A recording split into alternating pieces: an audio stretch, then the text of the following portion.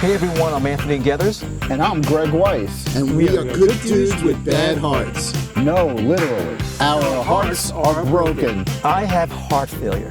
And I have a transplant. We never thought we'd have heart problems. But we do. And they're real. And they suck. And that's why we're here. To talk to you about heart failure, heart attacks, and everything that comes with these conditions. Each week we will bring you an episode featuring guests with heart issues. We're talking about doctors and health professionals. And we're talking about everyday people. Like you and I. Together, we'll share useful information. Providing useful lifestyle tips. And how to prepare heart-healthy meals. We'll tell our stories and hopefully make your hearts better. Welcome to Change of Heart. Hey everybody, what's up? And welcome to our debut show called Change of Heart. I'm your host, Anthony Gethers, and my partner is Greg Weiss. That's right. So welcome everyone. Today we have someone by the name of Joe Mack, who unfortunately is going in for, like everybody else here, we all have bad hearts. So Joe is going in for TARV on the 21st of September, this coming Thursday, and then we'll interview him afterwards to talk about his experience with that. So Joe, welcome to our show. Welcome, Joe. Thank you very much. Okay, so give us a brief history of where you started with heart disease. Okay, well, I guess it should go back to my father. My father had heart disease, Okay. Hardening of the arteries, they used to call it. He had his first heart attack when he was 45, and that was back in I want to say late 50s, early 60s. Okay.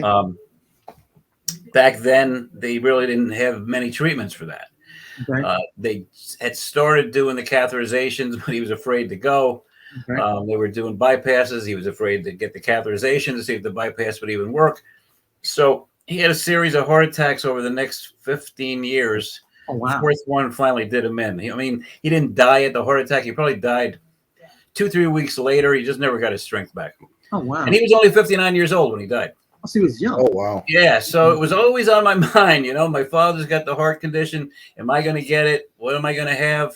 Okay. So I tried to stay healthy.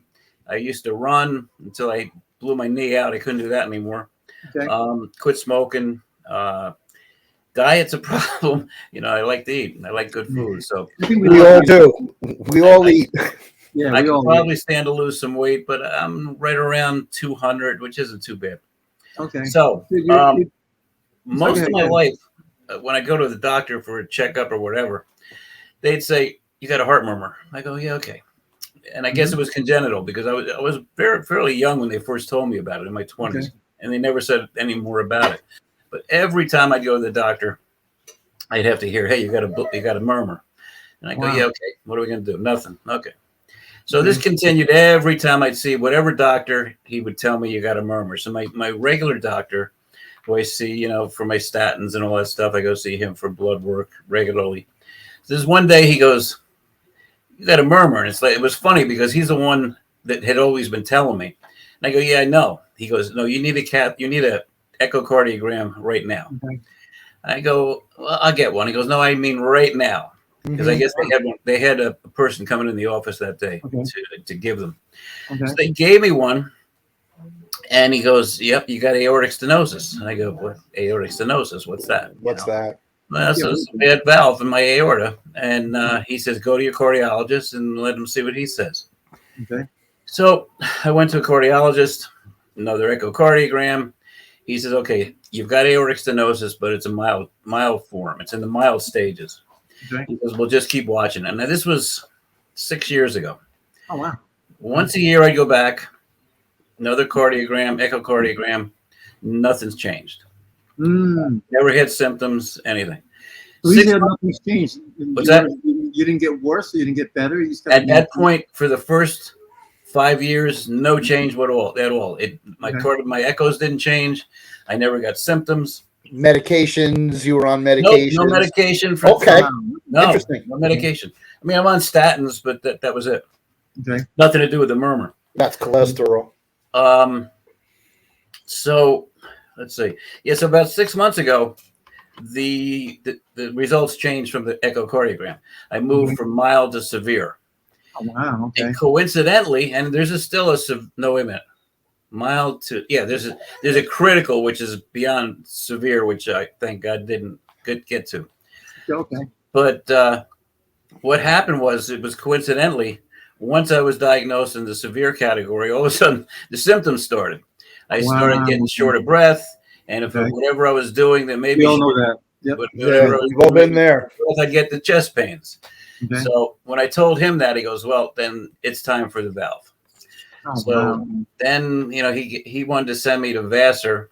I didn't want to go to Vassar. I wanted to go to New York. We're going to go to New York Presbyterian. So he. And why did you not like Vassar? Bad stories that I've heard about results in the procedure there.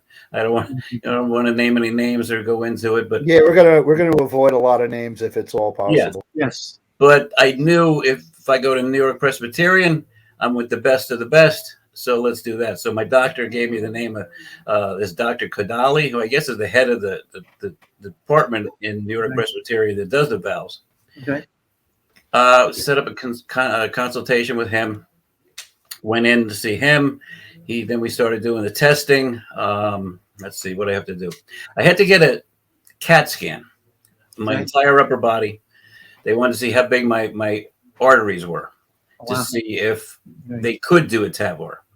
Got it.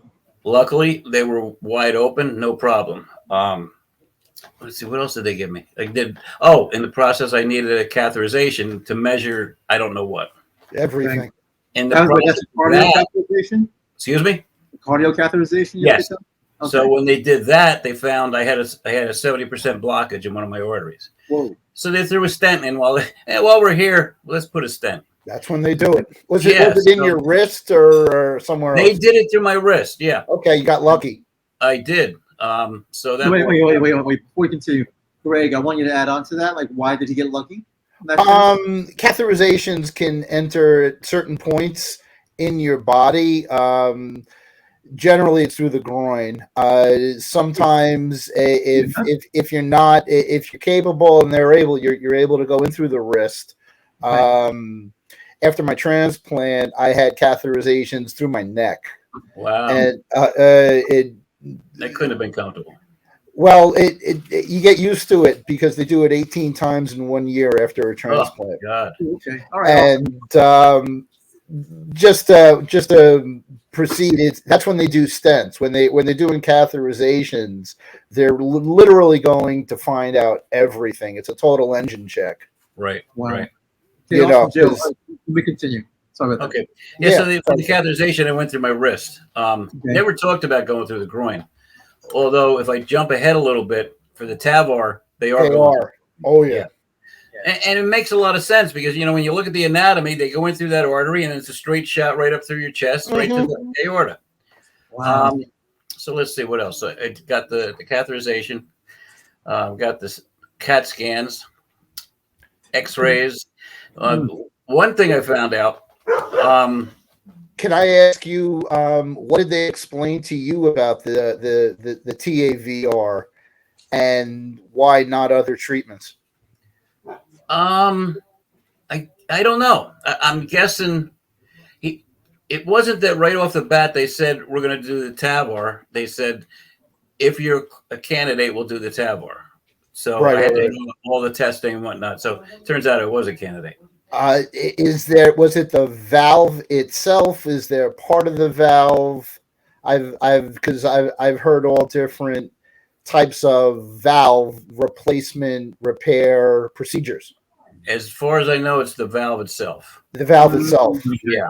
And one of the things my cardiologist up here had told me when we were still talking about maybe getting it, he says, if you get it or when you get it, it's only going to be good for 10 to 15 years. And I go, and then what? He goes, and then we'll have to crack you open and put another one in. Because I guess at that time, this is how fast technology changes. This 6 months ago, he says, I got to crack you open again to change it.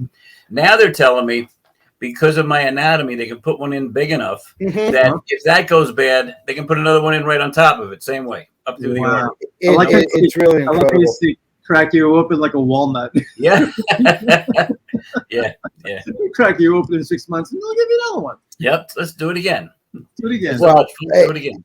Crack you open isn't a rib cage. Yeah. Wait. Well, even that's changing. I saw some pictures where they went laterally instead of longitudinally. They're Right. going just in Exactly. between the ribs. They don't cut you open. That's what So, I mean, that would be that's what I cool was too. trying to describe.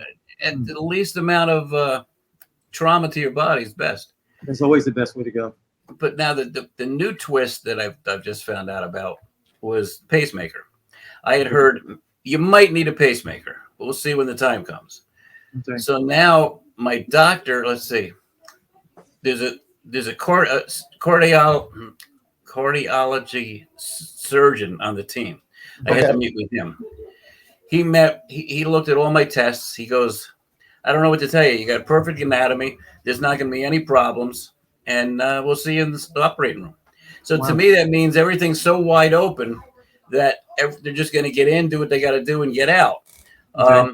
This thing with the pacemaker, I found out, because everything's so close to the electrical system of the heart, if they bump it or whatever, you need a pacemaker.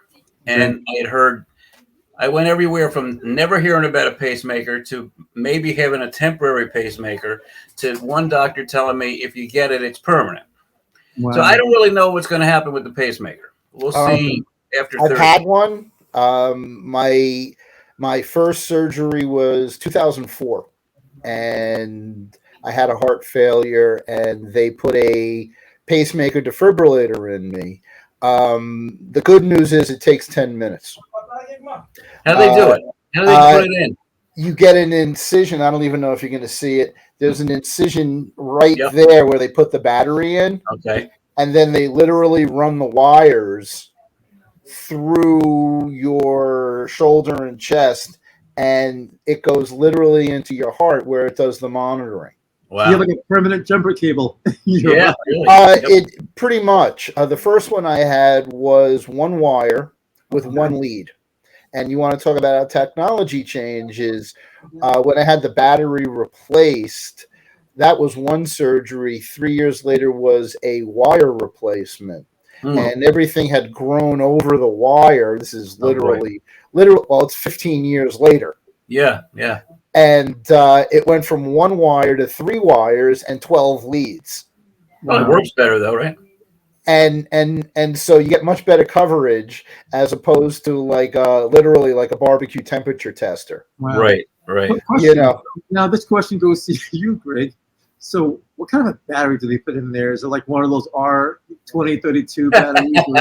Is it double A? Is it one of those ones that way? I can answer it this way. It is lithium. Okay, so it's lithium battery. It's probably 2 inches round and maybe a half inch thick. Big. And they're going to stick it in a spot that you're going to feel it, but after a couple of weeks, you're not going to know it's there. Yeah, you're not going to know it's there. And they calibrate you, while you're asleep. And when I asked how long does it take to put in a pacemaker, what's the surgery? 10 minutes. You're out for 10 minutes. So I don't know whether they'll do it as part of the TAVR or will they wait till the next day to stick it in? I wouldn't know exactly, but I would think if you're under, they're going to do it. That's another thing. It's not general anesthesia. They give me Michael Jackson juice. I'm only out for like 45 minutes. Then I wouldn't know. I'd ask. Oh yeah, I'll definitely. No, this show is not about definitive medical advice, and what we're really trying to go after is your perspective, your feelings, your history, how you got here, where you're going, and one of the things that we've been trying to advocate. You already have. You're the prime example. You wanted to know because of your father. Yes. What's going to happen to you? And you got on your case early and you started finding out about all the instances that he suffered through that you didn't necessarily want to go through and prevent. Yep. And that's what it is. What the change of heart means is everything that leads up to your incident, and then what happens afterwards and how you get a new lease on life. Yeah. Well, like I said, I didn't have any symptoms at all until about 6 months ago. And then they weren't serious. I mean, it was only if I was like really pushing it, going up an incline, I'd get out of breath and get the chest pains. That's starting to slowly increase where I won't say I get them every time I go out and do something, but I'm much more aware of the fact that I'm getting out of breath sooner than I used to in the last 6 months. So it's good that this is happening this week because I don't know how much longer I'm going to last like this. Well, wait. Sorry, Greg. No, go ahead. How old are you? 71, 72. Get out of here. You look great, by the way. You look great for 71. Thank you. You know why? Because you're a photographer. You're in the creative field. There you go. Yeah, And that's they tell me I can't lift anything beyond 10 pounds. My camera's not 10 pounds and I carry it every day, never have a problem. Okay. One of the things you had spoken about was how you felt fine and then you had the symptoms coming on. Right. And this may be a repetitive theme, and we end up telling our own stories a bunch of times. But Anthony and I are both bass players, and when I'm a drummer too. Oh, dudes! See, we have a rhythm section consortium on our. We're going to talk more. But what I wanted to drive at was when you had no symptoms coming on, and then they came on, and the person I'm going to talk about now is our other co-host, Anthony. And when I saw Anthony, it was right before he left to Europe. And I had made a pick guard for him, and everything's fine. And then 3 weeks later, he comes back and he's telling me he's not feeling so well. And 10 days after that, he's telling me he's checking into an ER. Wow. And he had put on close to 40 pounds of fluid. Water weight. Yeah, that's not good. And it's kind of like what spawned the purpose of this program. Mm-hmm. We were talking about music. When him and I talk, it can go on for hours on 10 different subjects. Sure. And when it started to become about heart disease, he was the newbie, and I don't want to say the Jimi Hendrix of heart disease, but one day you'll hear my story, and I've had a bunch of procedures over a bunch of years, and 2.5 years out on a transplant now.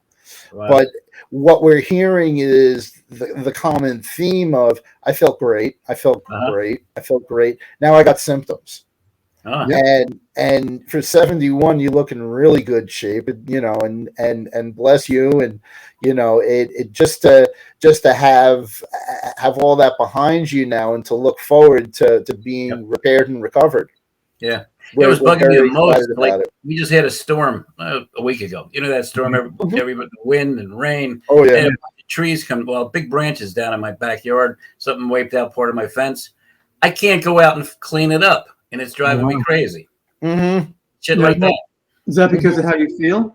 Yeah, because I know ahead of time. As soon as I pick up the chainsaw and start working it, I'm going to be out of breath and chest pains. So I got to let it wait until I'm well healed from this procedure, and then I'll go clean it up. Mm-hmm. Okay. I was in construction my whole life too, so to not be active, it's killing me. These are the things that happen, and one of the issues that has come up, because we're learning new things from talking to all different people, and it's about male pride, and it's about knowing that you can be able to do things, and whether it's going to be shoveling snow, right, or it's going to be lifting groceries, or walking up a hill. That's the worst. Something affects you that it's going to change your outlook from where you've been the first decades of your life. Yeah, so I'm a photographer. I do music photography and I do real estate. And music photography is not a problem because it's flat level surfaces. I'm walking around shooting everybody. Mm-hmm. With the real estate, you never know when you're going to come to a house. You got to walk down a hill to the backyard, then you got to walk up the hill to come back. Mm-hmm. And every time I get out of breath, and sometimes the chest pains start too. So I got to take it real easy. Okay. Are you taking aspirins? Are you taking over the counters? I'm on Plavix since and they had me on a baby aspirin. Okay, that's good. It. Yeah, no, I've been on both. Yeah. I don't know if I'll have to go on anything else after the procedure, but probably just what I'm already doing. They'll let you know. I'm I don't, sure. I don't want to tell you I've been up and down the medical vocabulary at this point because of all the transplant medications. But before Yep. that, I had the heart pump with the medications, and before Mhm. that, I had heart failure medications. Right. So it's good to see you're at where you're at, and Yes. we want to wish you the best of luck, and can't wait Thank you. to hear you and see you again. And Yes. thank you very much, Anthony. Anything else you want to add? Well, actually, I want to ask you in reference to your jobs, because you have, you're a photographer, obviously, and you're also in real estate. Are there any stress-related factors of the job that might contribute to it? You mentioned, obviously, with real estate, going up, depending on the house and the property, going up and down hills, you might have out No, of breath. the- Now, let's say you're shooting a job. You're shooting a really active the fan. only stressful situations, and it's physically stressful, not mentally stressful. It's and it's strange. Almost everybody's house has a set of steps. I can go up Yes. steps, no problem at all. It doesn't make me out of breath. It doesn't give me chest pains. But as soon as I go outside and walk around the house and have to walk up a hill to come back, that's when it starts. And it doesn't matter if it's a big hill, small. I walked up a big hill one day and I thought I was going to die. I really did. I was sitting in my car going, man, I cannot breathe. And that's when it really hit me. You got to really take it easy. Oh, wow. Okay. But that's it. With the music shoots I do, I'm a staff photographer at Daryl's. It's all Yes. flat land, flat area. I just make my way around. I got 6 or 7 spots I shoot from.